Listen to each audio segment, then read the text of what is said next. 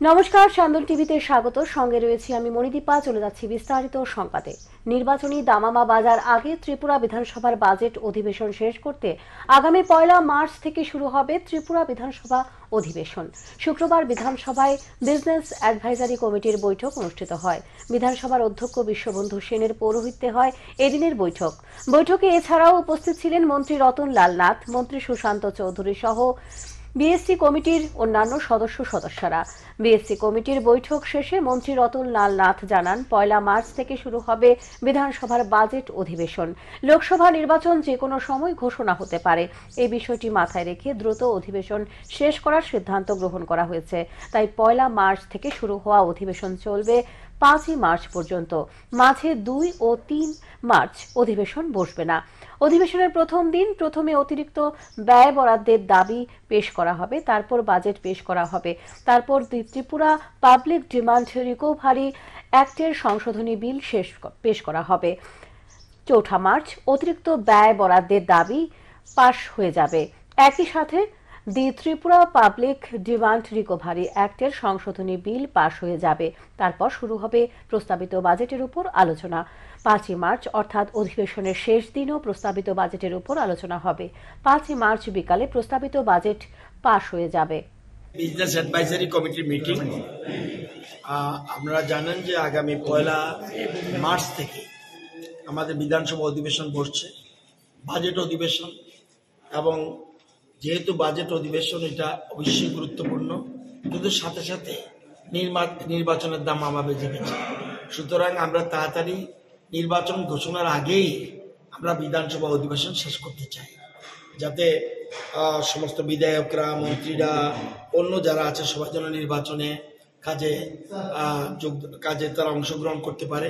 সেই জন্য আমরা আমাদের বাজেট অধিবেশন আমরা 1 তারিখ থেকে 5 তারিখ পর্যন্ত অধিবেশনের সর্বসম্মতিক্রমে সিদ্ধান্ত গ্রহণ করেছি।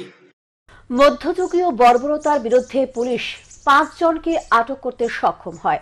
তাদের বিরুদ্ধে তদন্তে নেমেছে পুলিশ। আরও একবার মানবতা লঙ্ঘন হয়েছে কতিপয় দুর্বৃত্তদের হাতে।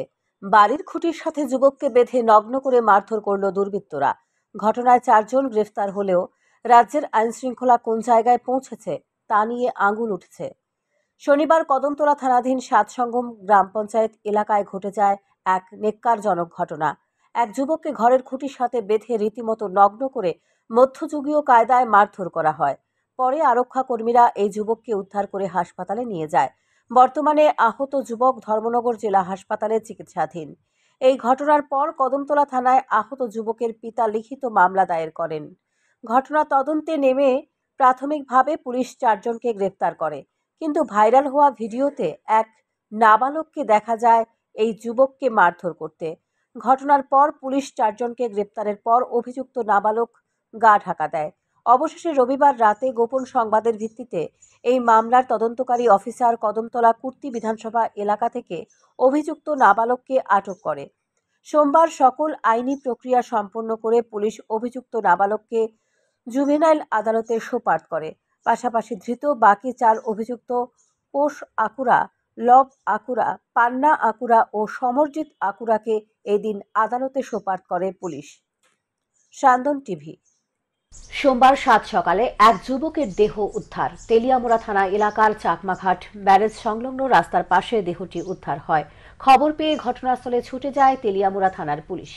তেলিয়ামুড়া থানা এলাকায় চাকমাঘাট ব্যারেজ সংলগ্নে সোমবার 7 সকালে এলাকার লোকজন এক যুবককে অচৈতন্য অবস্থায় রাস্তার পাশে পড়ে থাকতে দেখে খবর পাঠায় তেলিয়ামুড়া থানায়।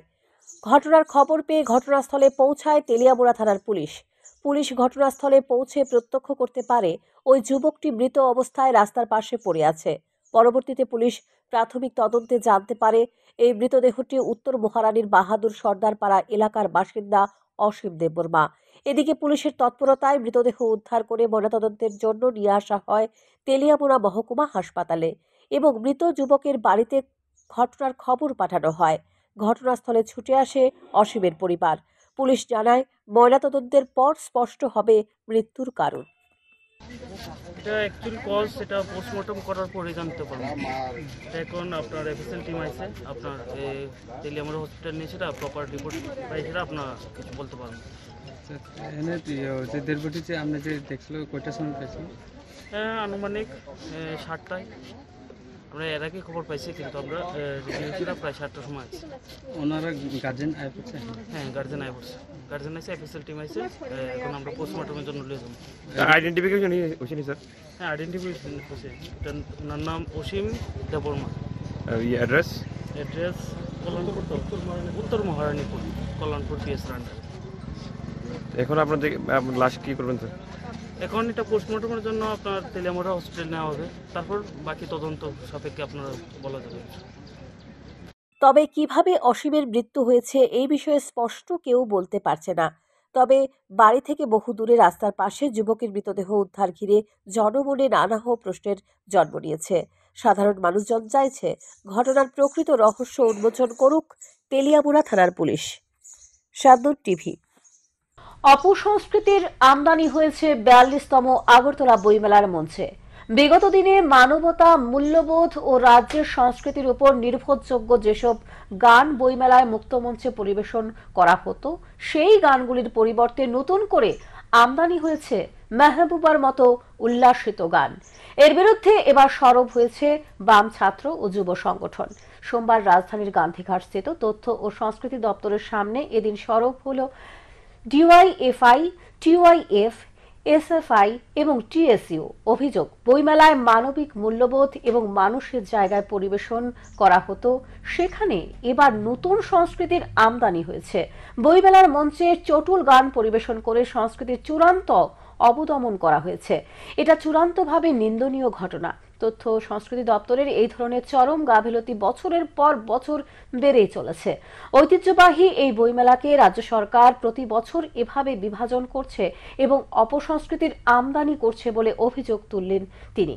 আগরতলা বইমেলার দীর্ঘ ঐতিহ্য রয়েছে, এভাবে বইমেলার ঐতিহ্য ম্লান হতে দেওয়া যায় না। তাই আগরতলা বইমেলার ঐতিহ্য রক্ষা করতে প্রতিবাদে এগিয়ে আসতে হবে আগরতলার সুনাগরিকদের। আরো বলেন, পরীক্ষার মরশুমে চলছে শব্দ সন্ত্রাস, নীরব প্রশাসন অবিলম্বে বন্ধ না করা হলে ছাত্রছাত্রীদের পড়াশোনার ব্যাঘাত ঘটছে বলে দাবি করেন বাম ছাত্র যুব সংগঠনের নেতৃত্ব। স্টলের যে সাজসজ্জা তা ভেঙে নতুনভাবে করতে বাধ্য করা হয়েছে। চূড়ান্তভাবে বইমেলাকে কেন্দ্র করে এই রাজ্যের সরকার বিভাজন করছে, অপসংস্কৃতির আমদানি করছে। 2019 সালে আমরা দেখেছিলাম ছাত্র সংবাদের স্টল, একটা বই রাখার জন্যে, যে বই আদতে কোনো ব্যান্ড করা বই নয়, তারপর সেই স্টলকে বন্ধ করে দেওয়া হয়েছিল। আদালতের রায়ে ছাত্র সংবাদের স্টল খুলেছিল। সেদিন বামপন্থী সংগঠন পরিচালিত ছাত্র সংবাদের স্টলের উপর আক্রমণ দিয়ে, আঘাত দিয়ে এরা শুরু করেছিল। আজকে বইমেলার মধ্যে অন্যান্য প্রকাশনীর ওপরও আক্রমণ নেমে আসছে। এই ঘোরতর কালো দিনে, এই অন্ধকার সময়ে আমরা রাজ্যের সংস্কৃতি মনস্ক মানুষ যারা রয়েছে, আগরতলা বাসী যারা সচেতন নাগরিক, তাদের কাছে অনুরোধ করব এর বিরুদ্ধে প্রতিবাদে সোচ্চার হন। বিগত বছরগুলির মতো ট্রেডিশন বজায় রাখলো 2022 সালের টেট উত্তীর্ণরা। প্রতিদিন চলছে তাদের আন্দোলন ও জমায়েত। শিক্ষক সংকটের বেহাল খোঁজে সরকারের উদ্দেশ্যে তাদের দাবি সকলকে একসাথে নিয়োগ করার। সোমবারও তারা 2022 সালের টেট উত্তীর্ণ 361 জন ছাত্রছাত্রীকে দ্রুত একসাথে শিক্ষক পদে নিয়োগের দাবিতে টিআরবিটির চেয়ারম্যানের সাথে সাক্ষাৎ করতে শিক্ষা ভবনে যায়। এদিন টিআরবিটির চেয়ারম্যানের অনুপস্থিতিতে টিআরবিটির পরীক্ষা নিয়ন্ত্রক প্রত্যুষ রঞ্জন দেবের সাথে সাক্ষাৎ করে। টেট উত্তীর্ণ এক গৃহবধূ জানান, প্রত্যুষ রঞ্জন দেব জানিয়েছেন তাদের নিয়োগ প্রক্রিয়ার কাজ চলছে, যতটা সম্ভব দ্রুত তাদের নিয়োগ করা হবে। তাই তারা আশাবাদী, সহসাই তাদের শিক্ষক পদে চাকুরিতে নিয়োগ করা হবে। এসেছি আমাদের রিক্রুটমেন্ট প্রসেসটা কতদূর এগিয়েছে সেটা জানার জন্য। তো সবাই জানে যে আমরা 2022 ডিসেম্বরে পরীক্ষা দিয়ে পাস করেছি। তো আমরা এখনো বসেই রয়েছি। যতদূর আমরা দেখতে পাচ্ছি যে বিভিন্ন স্কুলগুলোতে টিচার সংকট রয়েছে, তৎসত্ত্বেও আমাদের নিয়োগ প্রক্রিয়াটা সেরকম আমরা আশাবাদী হতে পারছি না। তো আজকে আমরা আসার পর আমরা জানলাম যে ডিরেক্টর স্যারের কাছ থেকে আমরা জেনেছি যে এনসিটি থেকে ওরা কাগজ পাঠিয়ে দিয়েছে রুল চেঞ্জ করার জন্য। যেহেতু আমরা সবাই জানি সুপ্রিম কোর্ট একটা নির্দেশ দিয়েছে, সেই অনুযায়ী রুলস চেঞ্জ করতেই হবে। তো টিআরপিটি থেকেও কাগজপত্র পাঠানো হয়েছে সেক্রেটারিতে। তো সেই কাগজপত্রটা মানে সিগনেচার হয়ে গেলে বা রুলসটা সংশোধন হয়ে গেলেই আমাদের নিয়োগ প্রক্রিয়া শুরু হয়ে যাবে, যেটা স্যার আমাদের আশ্বাস দিলেন আর কি। তো সেই নিয়ে আমরা আশাবাদী রয়েছি। আমরা আশা করছি যে আমাদের জবটা তাড়াতাড়ি হয়ে যাবে, আমাদের নিযুক্ত করার প্রক্রিয়া শুরু হয়ে যাবে তাড়াতাড়ি। সেই নিয়ে আমরা আজকে আশা আর কি সেই জন্য। ধন্যবাদ। নাগেরদোলা বাস স্ট্যান্ডের কাজ সম্পূর্ণ হওয়ার পর সোমবার পরিদর্শনে যান টিআরটিসি চেয়ারম্যান বলাই গোস্বামী সহ পূর্ত দপ্তরের আধিকারিকেরা। এদিন পরিদর্শনের শেষে বলাই গোস্বামী জানান, যাত্রীদের সুবিধার্থে এই বাস স্ট্যান্ড আধুনিকরণ করা হয়েছে। এর মধ্যে রয়েছে বিশ্রামাগার, ক্যান্টিন সহ বিভিন্ন স্টল খোলার ব্যবস্থা। দ্রুত এর উদ্বোধন করা হবে। সোমবার টিআরটিসি হাতে এর দায়িত্ব তুলে দেওয়া হয়েছে। টিআরটিসি এটি পরিচালনা করবে। যদি কোনো সমস্যা হয় তাহলে পরবর্তী সময়ে এটি কোনো সোসাইটি কিংবা সংস্থার হাতে তুলে দেওয়া হবে বলে জানান তিনি। সিস্টেমটা মূলত এখানেই টার্মিনেট করা হয়েছে যাত্রী সাধারণের সুবিধার্থে। এখান থেকে যে সমস্ত যাত্রীরা বিভিন্ন জায়গায় যায় তাদের বিশ্রামাগার, তাছাড়া বিশেষ করে মায়েরা যারা ছোট ছোট বাচ্চা নিয়ে আসেন, অনেক সময় দেখা যায় বাস স্ট্যান্ডে গিয়ে তাদের খাওয়ার ব্যাপারে বাচ্চাদের অনেকটা অসুবিধা হয়। তো সেই ব্যবস্থাও এখানে রাখা হয়েছে। তাছাড়া দূর দূরান্ত থেকে যারা আসেন তাদের খাওয়া দাওয়ার ব্যাপারেও অসুবিধা আছে বা সেরকম সুবিধা থাকে না, তো এখানে ক্যান্টিনের ব্যবস্থা রাখা হয়েছে। পাশাপাশি এখানে বিভিন্ন ধরনের স্টল, বিভিন্ন সামগ্রী বিক্রি করার জন্য, যেগুলি যাত্রী সাধারণের অত্যন্ত প্রয়োজন হয়ে পড়ে। হয়তো এখান থেকে গিয়ে অনেক দূর দূরান্ত থেকে এটা খুব সহজে পাওয়া সম্ভব নয়, এই ব্যবস্থা এখানে রাখা হয়েছে। এখনকার মতো সংবাদ এখানে শেষ করছি। পরবর্তী সংবাদ দেখবার জন্য চোখ রাখুন স্যান্দন টিভির পর্দায়। নমস্কার।